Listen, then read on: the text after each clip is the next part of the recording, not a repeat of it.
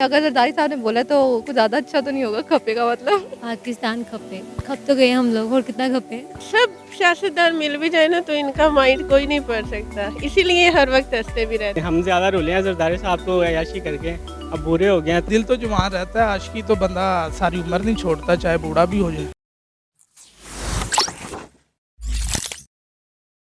अस्सलाम चलते चलते सेगमेंट के साथ मैं हूँ आपकी होस्ट दोस्त अमन।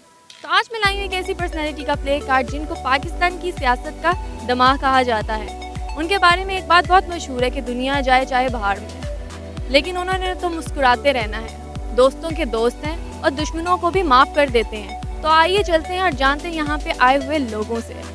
इसी के साथ पाकिस्तान खप्पे, इस प्ले कार्ड को देख के आपके माइंड में क्या आ रहा है? कि पाकिस्तान के झंडे को ख़राब कर दिया गया है और यही कि अच्छा भला झंडा है, सितारे की जगह क्या लगा दिया है। इस कार्ड को देख के तो मुझे हंसी आई है। पहले तो बात है, मैंने आपसे पहले ही I have question about this card के why you have your hand, तो मैं तो इसको देख के भी हंसी आ रही है। जरदारी साहब जो है ना वो बड़े इंटेलिजेंट पर्सन हैं और वो मुस्कुराते इसलिए हैं कि अपनी इंटेलिजेंसी से लोगों को पूरी पाकिस्तान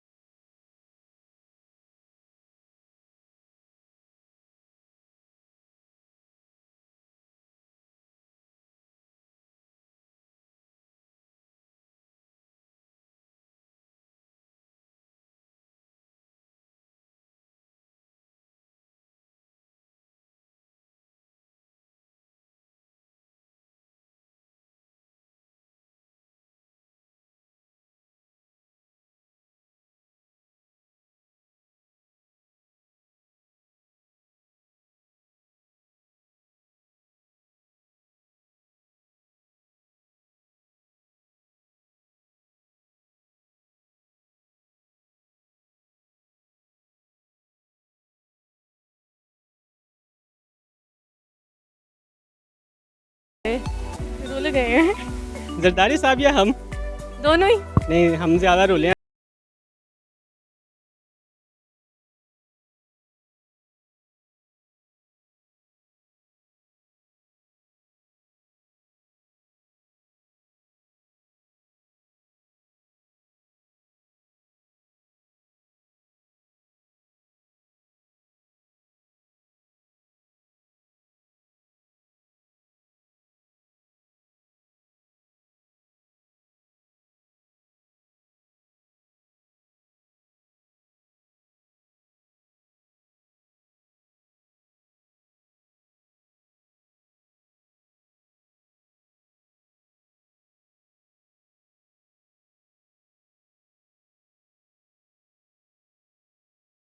खप्पे मुझे बिल्कुल आइडिया नहीं, खप्पे सिंधी का वर्ड है ये?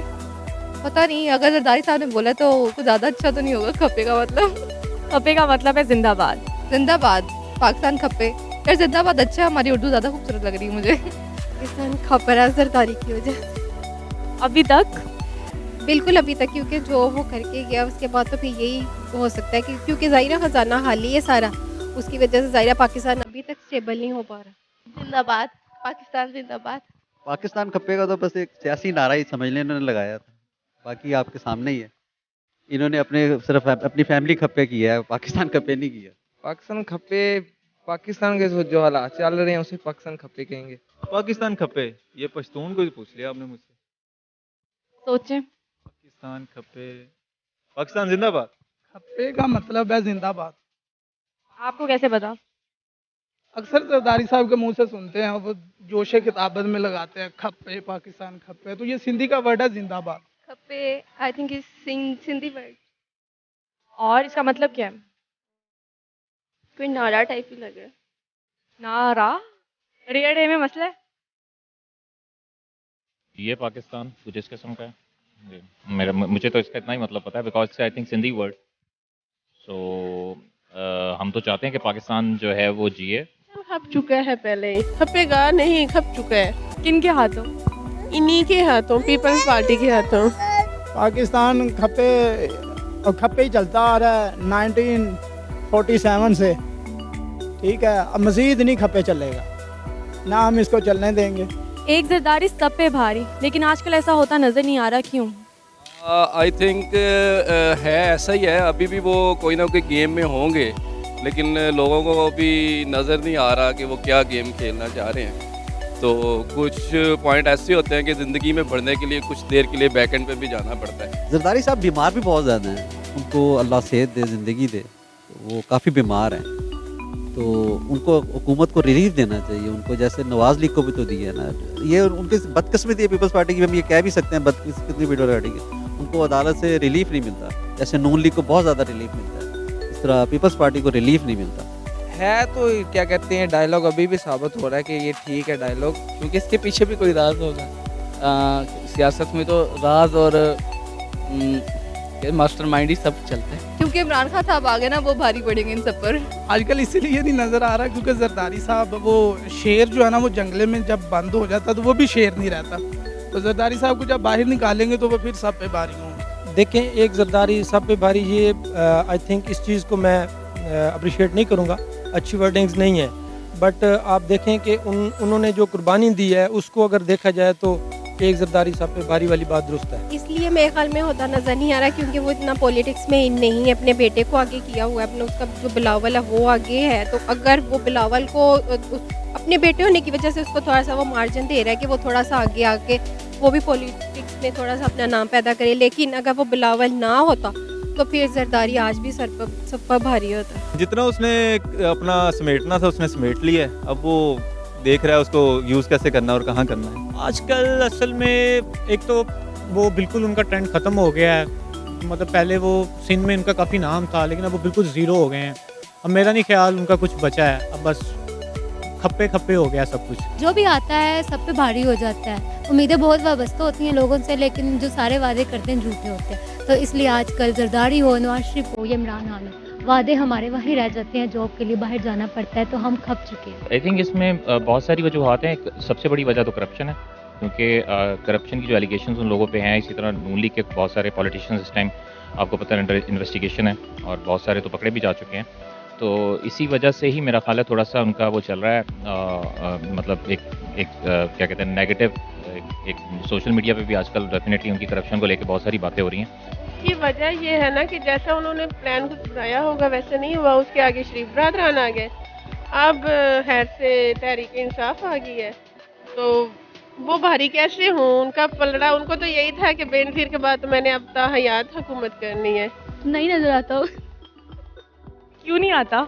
मुझे क्या पता है, मैं सियासत वो क्या कहते हैं, मैं नहीं देखती नहीं कुछ भी ना ये वो। जैसी हुकूमत है, अब जाहिर बात है सब मिले हुए हैं, सब मिल के खा रहे हैं, तो यही बात है, जब कोई ये काम करेगा तो फिर ही काम होगा।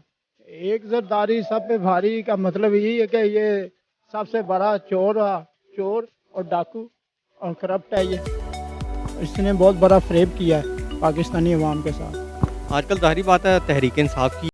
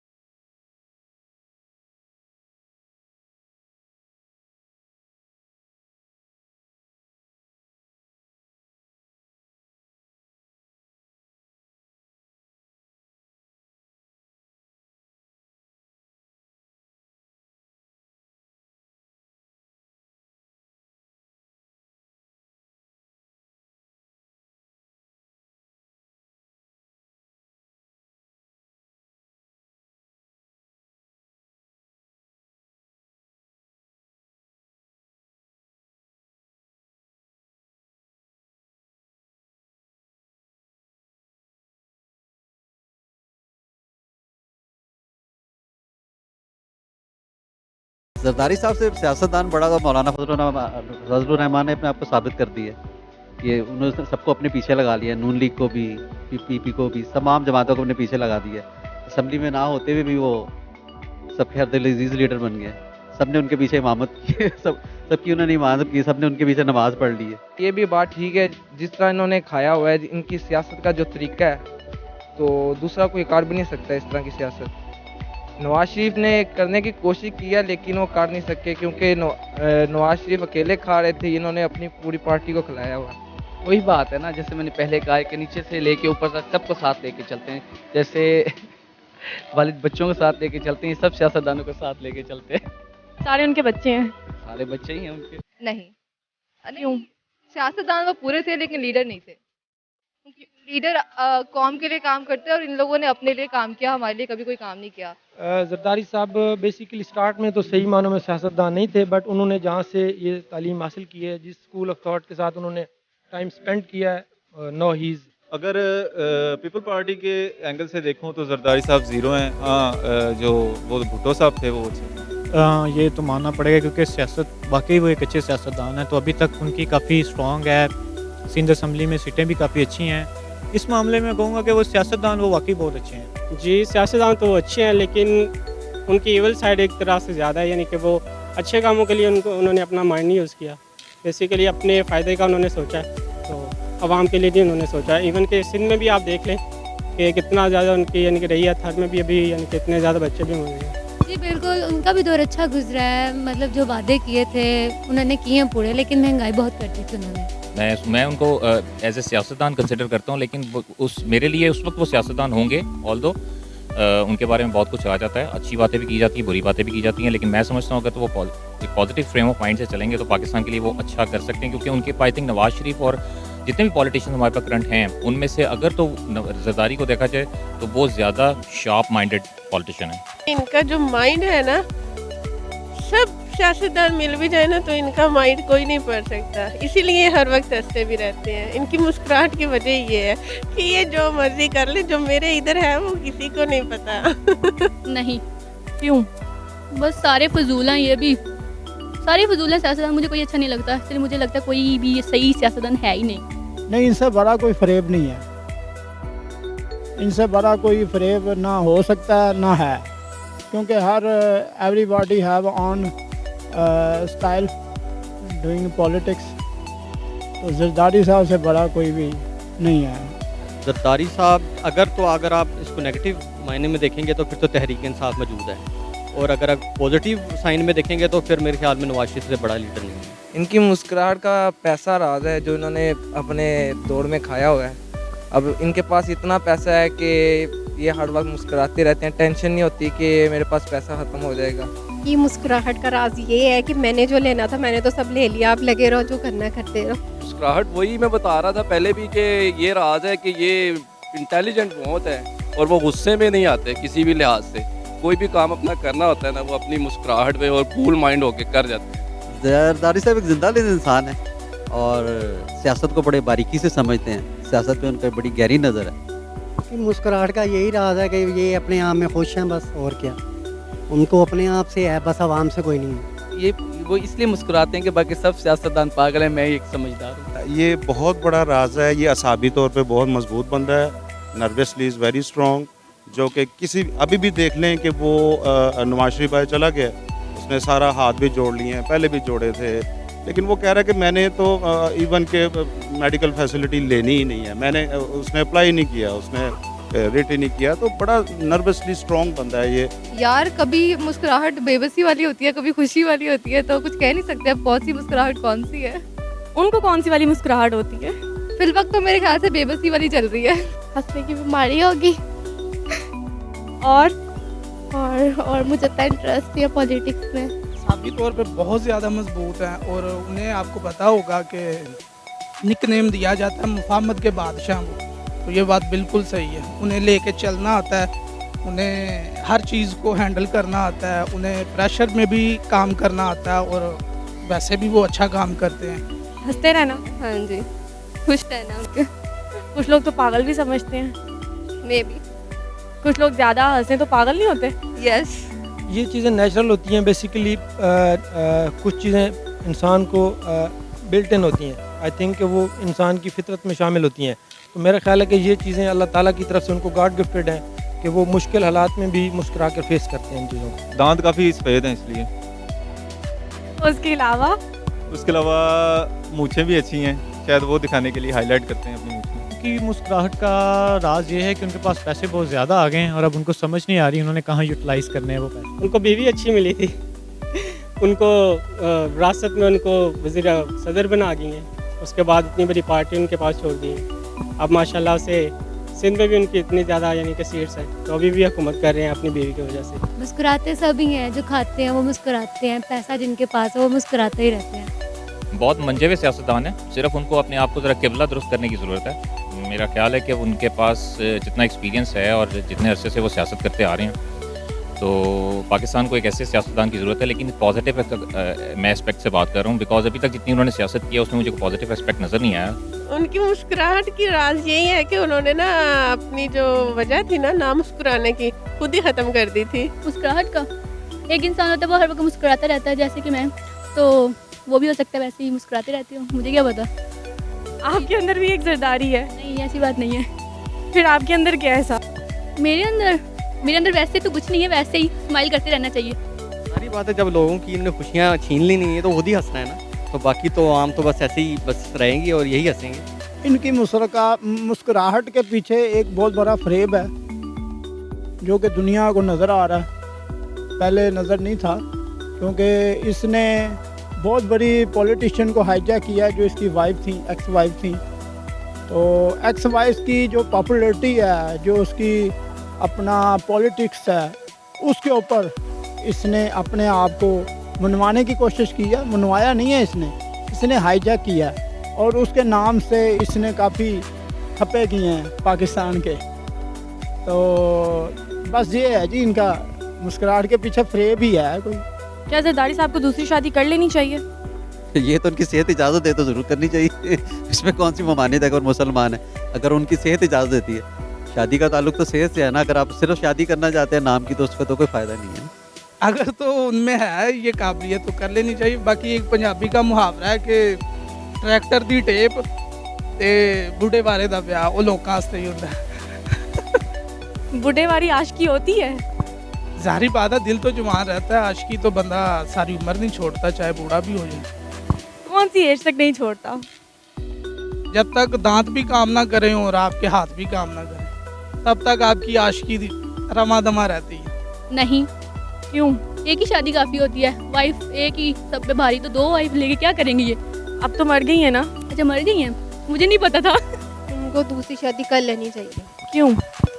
क्योंकि मेरे ख्याल में कि अब तो उनके बच्चे बड़े हो गए हैं, बच्चों की शादियाँ हो जाएंगी, फिर ज़ाहिर है बच्चे अपनी लाइफ में बिजी हो जाएंगे, तो वो ज़ाहिर है वो अलहदा से एक बेचारे कोई उनका पार्टनर नहीं होगा, तो उनको चाहिए कि शादी अब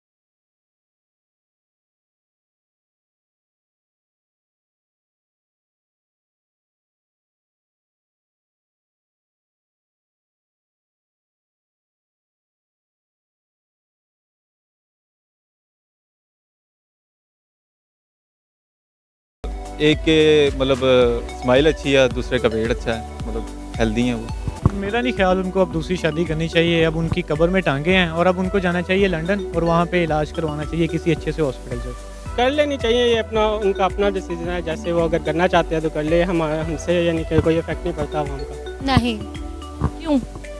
बस ऐसे ही नहीं करनी चाहिए, इस उम्र में क्यों शादी करनी चाहिए उन्हें? 4 की इजाज़त है अगर तो बिल्कुल करनी चाहिए। और अब जो जिस एज में वो हैं, आई डोंट थिंक सो कि वो शायद कर भी पाएंगे कि नहीं जो उनके हालात चल रहे हैं, और आजकल जब जो सुनने में आ रहा है कि उनके साथ काफ़ी सारी कुछ डिजीज़ भी अटैच हो गई हैं, तो बिल्कुल करनी चाहिए। और 4 शादियों की इजाज़त है, इसमें तो कोई वो नहीं है मज़ायका। ये तो मैं नहीं कह सकती कि कर लेनी चाहिए, बहरहाल उनकी मर्जी है, करना चाहे तो कर सकते हैं, उसको भी मरवा देंगे फिर। कि ये 7 शादियाँ कर सकते हैं, इनका क्या है? अब आपके और मेरे और अवाम की नज़र में तो इसकी एक ही शादी हुई होगी। अब हैं इनके behind may be he have for 7 year get married.